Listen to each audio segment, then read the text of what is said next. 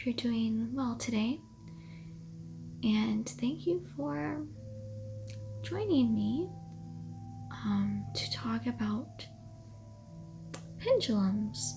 That's what we're going to talk about today, and I'm really glad that we get to do this together. And so I hope it will go well and that it will be helpful, and if it's not, that you'll find something else that's helpful for you. So today what we're going to do is we're going to talk a little bit about pendulums, and we're also going to make our own homemade pendulum. So it should be fun. Before we talk about pendulums, let's just talk a little bit about the uses, history of pendulums and stuff like that. So just from a brief search online, nothing serious, no serious research project, I just couldn't really find that much about the history of divinatory, magical sorts of pendulums, and most of the information was on scientific uses for pendulums and like scientific pendulums. That being said, I have heard rumors that pendulums used for magic and divinatory means are ancient, apparently, but again, like, I haven't found anything to really back that up. So just something to be curious about, and for, I guess, for us to keep our eyes open regarding, what is the history of the pendulum after all. Not that it really matters, because we have them now and we can use them now, and a lot of people like to use them, including myself. That being said, there are different uses for pendulums in the magical sort of world that people like to use them for. One of the things that people like to use them for is for dowsing, in which the person tries to find like energetic points in the earth that might be special, or resources in the earth that might be special. So that's kind of the idea behind dowsing. I've actually never have tried it, so I can't really say much after that. Another use for the pendulum is just an answer for yes and no questions. So pendulums come in different materials. They can come in different types of crystals, and you pretty much can make it out of anything, really. So there's not that much limit. It's just like a string or a chain and something heavy but not too heavy connected to it. So you can get pendulums kind of depending on what you best connect to, which crystals you might connect to, or materials you connect to. So that might be something to think about as you pick out a pendulum, if you want one. You can also get pendulums at different locations. I've gotten one of mine on Etsy, and another I got at a farmer's market sort of thing.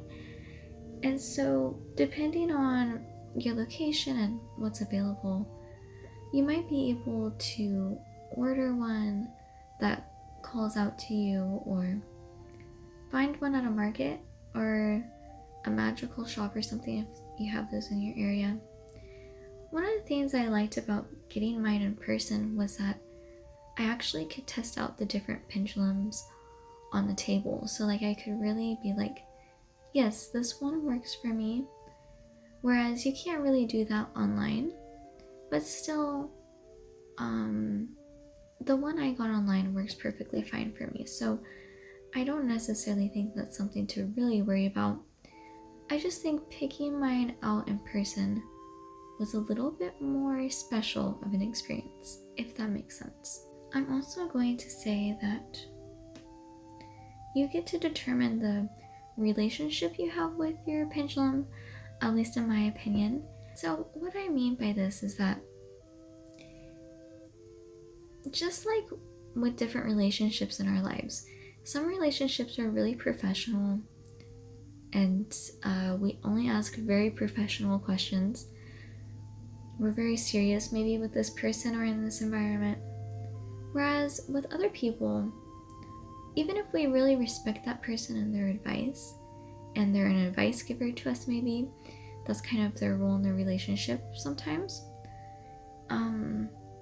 still, we might have more fun, sort of light-hearted connections with that person. And so I think with our pendulums, even though pendulums aren't people, obviously, but I feel like that sort of relationship scenario might kind of be reflected in this case as well. Like, we can have a very stiff, professional, no frills, very serious relationship with a tool, or we can have a more lighthearted, fun kind of relationship that can also be very serious at times as well. Either way, the tool is yours and hopefully will work, and I feel like there's great value in both of those types of dynamics. I think too it's important to remember in asking questions with the pendulums that it's important to remember our values and the questions we would be comfortable if people were asking, if we were involved. So like sometimes the questions we might ask involve other people. And so I feel like it's always important to consider our values. Maybe, we decide to only ask questions about ourselves when we use a pendulum. Maybe we set boundaries around the questions we ask about other people when using it. I just feel like in practices like this, it's always important to try to, or just try our best to connect to our values and to, respect and use respect in using tools like this, and in other things in life, of course, as well. So I feel like that's just a gentle reminder for me and for other people, because I know that there have been times when I ask like pretty unhelpful and maybe questions that are not quite in line with my values when I used the pendulum in the past. And so with that being said, I feel like there's this kind of dynamic where it can be lighthearted and fun, but also like maybe there's this importance of asking questions in line with my own values when I use this tool, as with other divinatory tools and other places in life. So that being said, you can clear your pendulums as you would with other tools that you might use. You can use salt, water, salt, smudging, the whole basic list of clearing tools, putting them in the sun or moonlight, things like that. And also you can put your pendulums in a special place if you like, or you can just keep it very simple and not do any of that. It really depends, I think, on what you find fitting, but I like to clear them every once in a while and put them in a special place.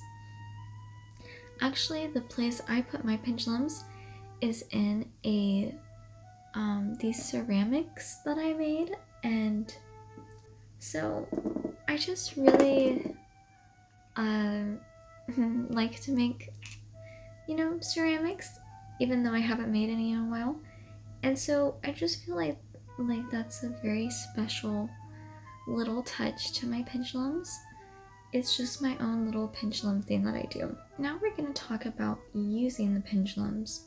Pendulums are good for asking yes or no questions.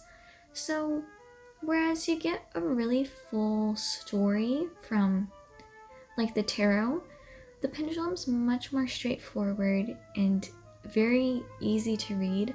So I really would like to say, this is easy to read. It really doesn't take much learning to do. And so it's just a really fun and simple way to get some feedback for things that we might be thinking about. I'm also going to give a very brief, very unscientific explanation for how pendulums might work. So the idea is that, at least the idea that I have is that pendulums reach into our subconscious knowing and knowledge. And so when we ask a question, our body will respond as a yes or no according to our subconscious knowledge. And so I feel like pendulums are especially good for self-exploration and like knowing what we truly want and stuff like that, because it's this connection we're reaching from within ourselves, right? So I actually also will add that if you're using a pendulum and there's a topic that you believe should have a certain answer to it, then the pendulum is going to respond in that way. So it's going to respond how you want it to. And so that's why I feel like it's just a really good tool to observe what we want, what we desire, and bringing those to light. So on the other hand, too, that might be important to kind of just think about as we ask questions, because sometimes we might be forcing an answer onto the pendulum when we actually want to, maybe that answer isn't as accurate as we want to, because we're really influencing the answer at that point. So that's just something to keep in mind as we work with pendulums. Sometimes we influence the answers more than we would like, but that's also an opportunity to be like, okay, like, I guess I really want this. What does that mean? Now let's go into holding pendulums and stuff like that. So some people are very choosy with how they think that pendulums should be used and held, just as people have their ways with everything. And I really think just how I like to do it is whatever feels most natural to me.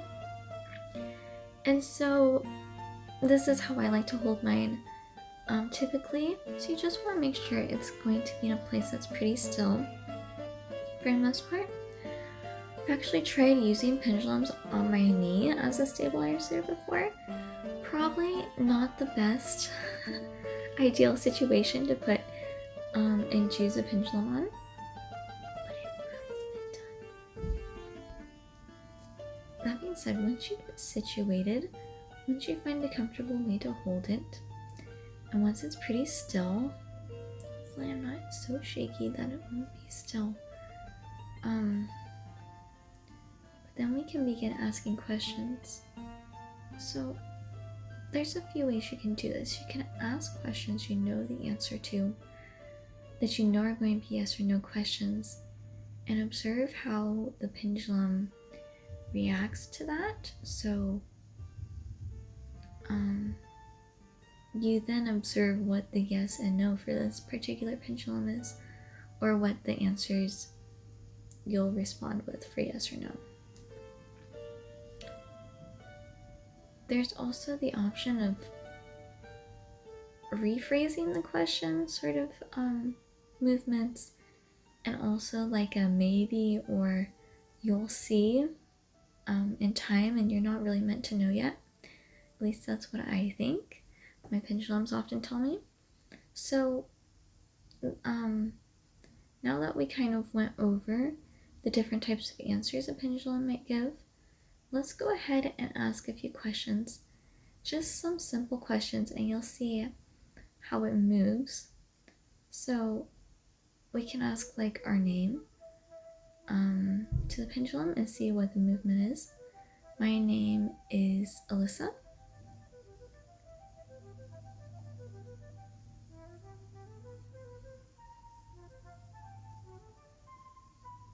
Some people call me Lissy.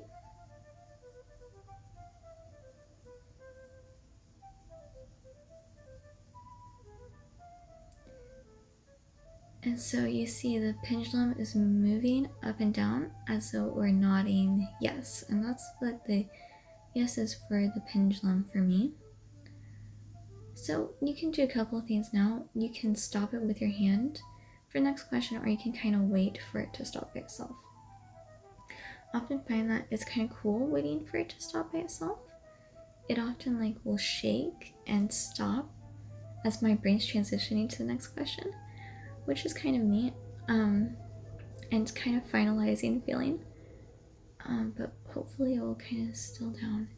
We can ask the next question. Do I like tennis shoes?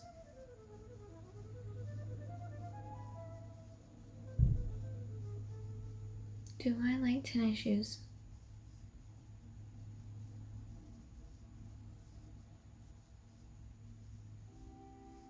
Okay, so now you'll see, I think I'm really concentrating on this question, very serious question, but you'll see it's moving as a nod, no. So that's my pendulum saying no to me. I don't usually love tennis shoes, okay? So I already know the answers to these questions. It's just a good way to kind of tune in before a series of the actual questions, or if you're just learning to use the pendulum, you can ask questions like this. But I usually like to ask a few questions like that before I get started asking a series of questions that I'm actually wondering the answer to, or waiting for some sort of confirmation from the pendulum about. But also for me, I often take a side to side, like a horizontal line, as meaning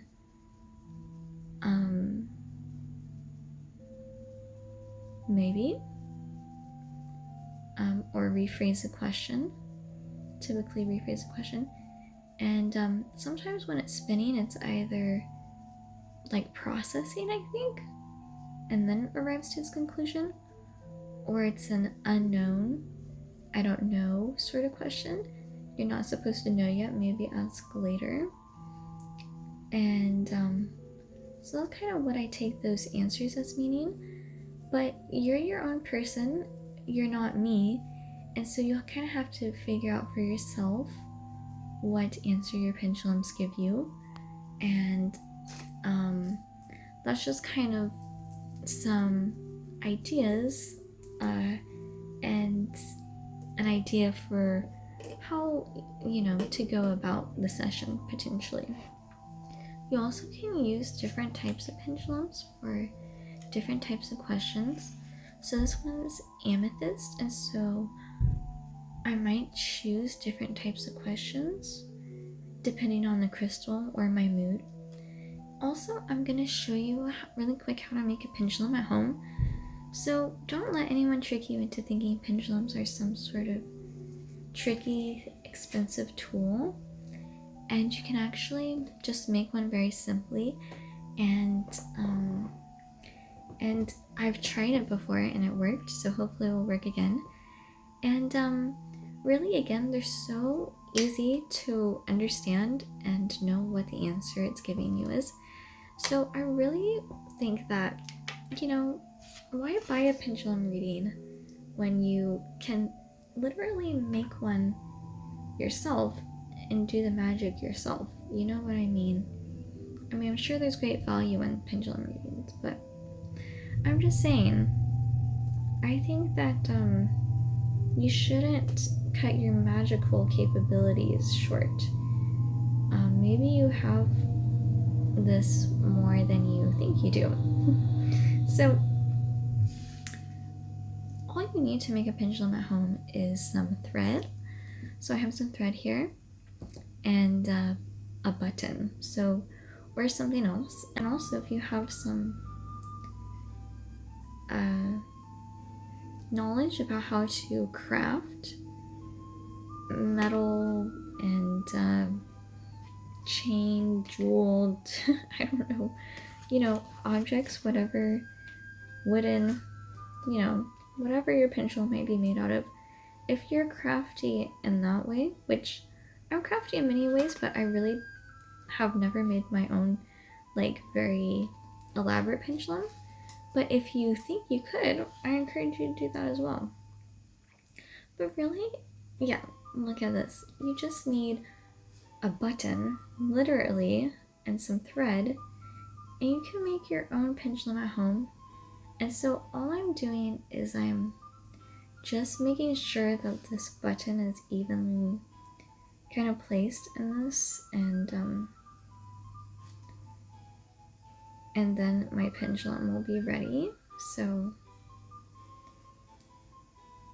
it's just a very simple way. And two, you can also do this to see if you like working with pendulums. Like maybe you don't even know if you really want one, or you're just really excited to get working with one right away and can't wait for the mail to come in ordering one, or you want a more simple way to do this.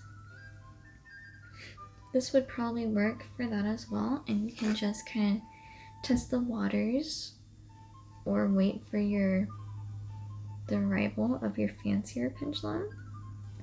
So I'm pretty sure that's all I have to say about that. But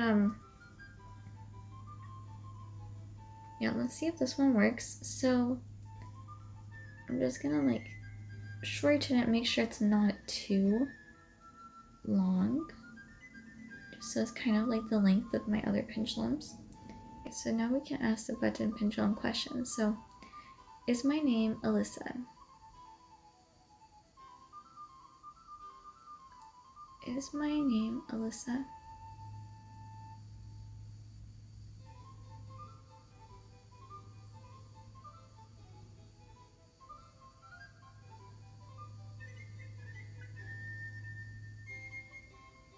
Do some people call me Lissy?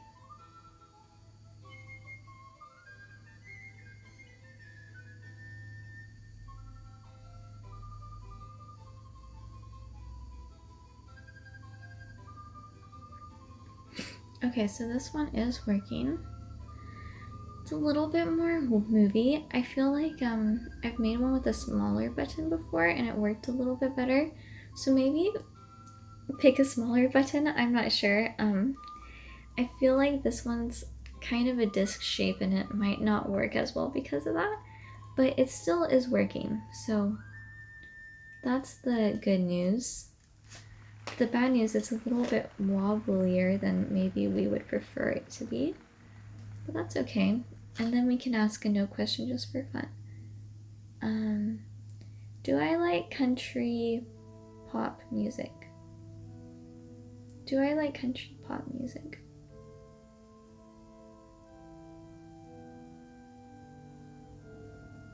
Okay, see, so the answer is pretty clear there, and so I feel like this one homemade version works very well, and feel free to make one as well for yourself.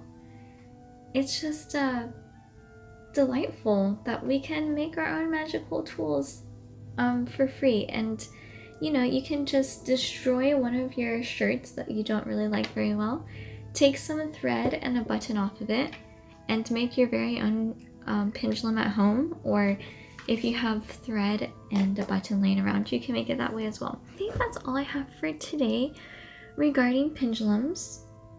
I hope that you find something of value in this, and if you don't, I hope you find some elsewhere, something helpful that will help you in your journey. And just thank you so much for watching. You can always like and subscribe if you wish. And I just want to thank you so much for being here and being a participant on Earth. I know life can be hard sometimes, and sometimes it isn't, but sometimes it can be too. And so your presence on Earth is very much appreciated, and I hope that you have a beautiful day and that you take care of yourself. And I think that's all I have, really. I'm serious. Okay, so bye, goodbye.